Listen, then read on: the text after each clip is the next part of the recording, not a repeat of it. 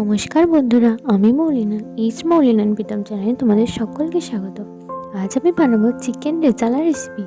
Chicken rezala recipe বানানোর জন্য 800 গ্রামের মতো এখানে চিকেন নিয়ে নিচ্ছি। আমি এটাকে ভালো করে ধুয়ে একটা পাত্রে রেখে দিয়েছি। এর মধ্যে আমি দিয়ে দিচ্ছি আদা রসুনের পেস্ট। আমি এই পেস্টটা অর্ধেকটার মতো দেবো, অর্ধেকটা আবার রেখে দেবো।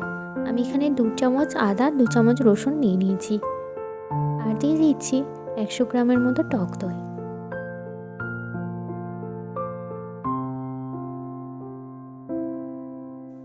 তারপরে এর মধ্যে দিয়ে দিচ্ছি অল্প একটু পরিমাণে সাদা তেল।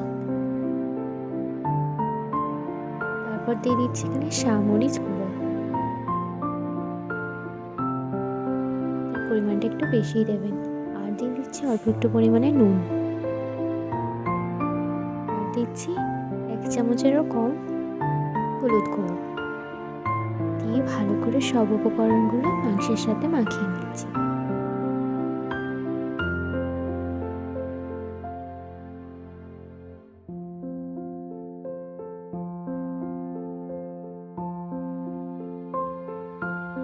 চিকেনটা ম্যারিনেট হচ্ছে ততক্ষণ আমি এখানে একটা রেজালার মশলা তৈরি করে নেবো। এদিকে আমি নিয়ে নিচ্ছি 4 থেকে 5টা এলাচ, আর নিয়েছি জিরে, জয়িত্রী, ধনে, আর নিয়ে নিয়েছি মৌরি। সবগুলোকে একবার আমি ড্রাই রোস্ট করে নেব।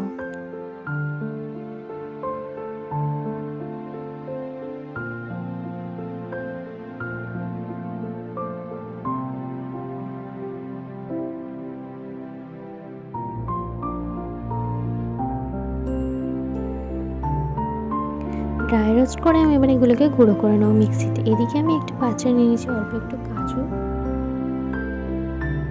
আর এর মধ্যে আমি অ্যাড করে দিচ্ছি 2 চামচের মতো পোস্ত। এগুলোকে আমি ভালো করে মিহি পেস্ট করে নেব। এদিকে আমি আগে থেকেই প্রায় 3 থেকে 4টা পেঁয়াজ এইভাবে জলের মধ্যে ভিজিয়ে রেখেছি। আর এ থেকে আমি পেঁয়াজের যে রসটা আছে সেটা বের করে নিয়েছি জলের মধ্যে। পেঁয়াজ থেকে জলটা আলাদা করে নিয়ে আমি একটা কড়াতে জল গরম করতে দিয়ে দিয়েছি। ওই জলের মধ্যে আমি এই পেঁয়াজগুলোকে সেদ্ধ হতে দিয়ে দেবো।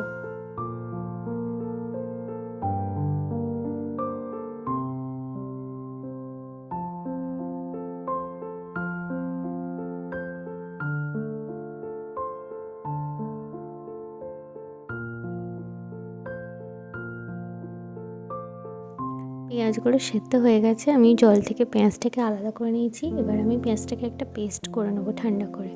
এদিকে আমি কড়ার মধ্যে অল্প একটু সাদা তেল দিয়ে নিয়েছি, আর তার মধ্যে দিয়ে দিচ্ছি 1 চামচের মতো ঘি।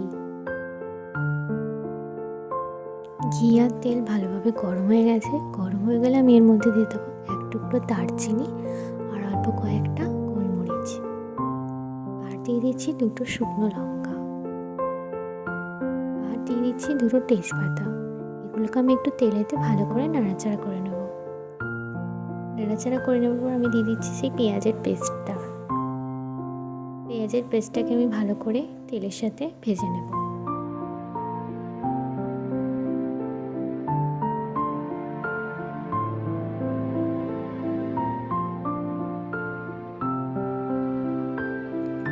এরপর দিয়ে দিচ্ছি ওই সেই অর্ধেক যে আদা রসুনের পেস্টটা ছিল সেটা। এখানে আমি প্রায় 1 চামচের মতো আদা 1 চামচের মতো রসুন এর মধ্যে দিয়েছি। দিয়ে ভালো করে মশলাটাকে ভেজে নেব।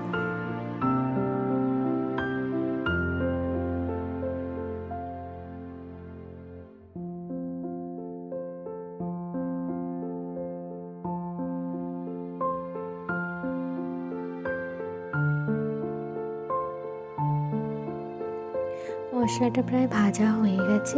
এবার আমি এর মধ্যে দিয়ে দেবো ম্যারিনেট করে রাখা চিকেনটা। এক এক করে সব চিকেনগুলো আমি এর মধ্যে দিয়ে দিচ্ছি।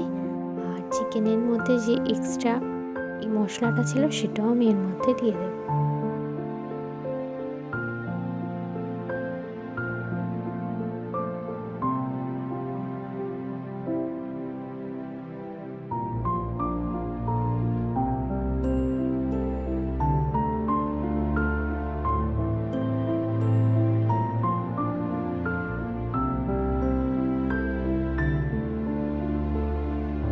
এবার আমি 5 থেকে 7 মিনিট চিকেনটাকে এভাবেই নাড়াচাড়া করতে থাকবো যতক্ষণ না চিকেন থেকে এক্সট্রা জলটা বেরোচ্ছে।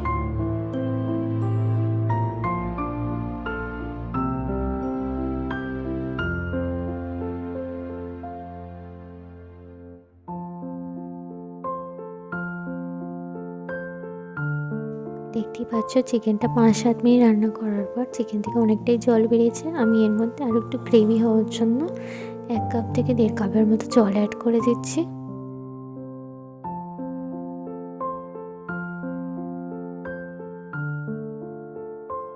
চিকেনটা আমি এইভাবে 5 মিনিট রান্না হতে দেবো। ওদিকে আমি ওই পেস্টটা যে বানিয়েছিলাম পোস্ত আর কাজুর, ওই পেস্টটা আমি এর মধ্যে দিয়ে দেবো।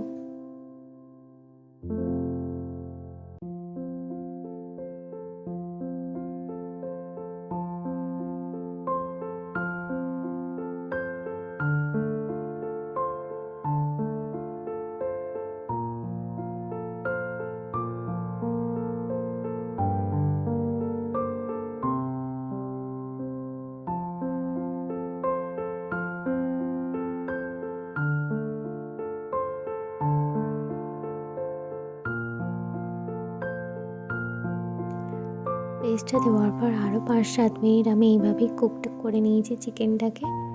দেখতে পাচ্ছ আমাদের চিকেন রেজালা পুরোপুরি রেডি। আমি একটু গ্রেভি চিকেন রেজালা বানিয়েছি।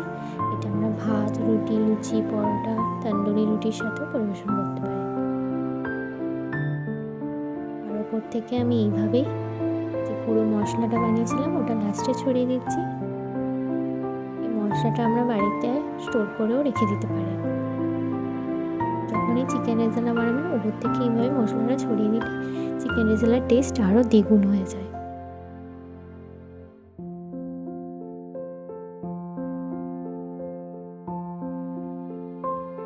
মশলাটা দেওয়ার পর আরও 5 মিনিট লো আছে আমি এইভাবে কুক করে নেবো চিকেনটাকে। তারপরেই আমাদের তৈরি হয়ে গেল চিকেন রেজালার রেসিপি। দেখতে পাচ্ছেন তেল আর জলটা কীভাবে আলাদা হয়ে গেছে চিকেন থেকে।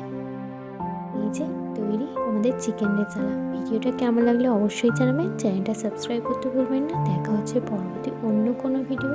ততক্ষণের জন্য টাটা, বাই বাই।